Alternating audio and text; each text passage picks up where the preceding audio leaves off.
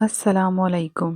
آج رمضان مبارک کی 23ویں شب ہے، یعنی وہ پہلی طاق رات جس میں شب قدر کے ہونے کا امکان زیادہ ہوتا ہے۔ اللہ تعالیٰ نے اس ایک رات کی عبادت کو 1000 مہینوں سے بہتر قرار دیا ہے۔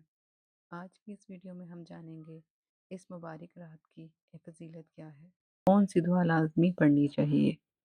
إنا أنزلناه في ليلة القدر وما أدراك ما ليلة القدر ليلة القدر خير من 1000 شهر نبی کریم صلی اللہ علیہ وآلہ وسلم نے فرمایا، شب قدر کو رمضان کی آخری 10 راتوں کی طاق راتوں میں تلاش کرو۔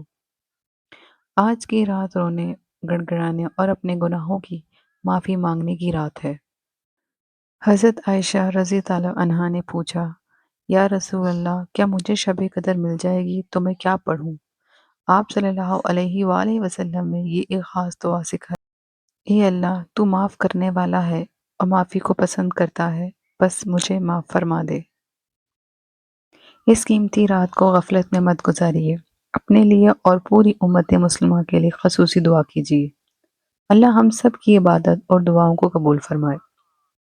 اگر آپ کو یہ ویڈیو اچھی لگی ہو تو آمین لکھ کر دوسروں کے ساتھ شیئر ضرور کریں، اور مزید اسلامک ویڈیوز کے لیے ہمارے چینل کو سبسکرائب کریں۔ جزاک اللہ۔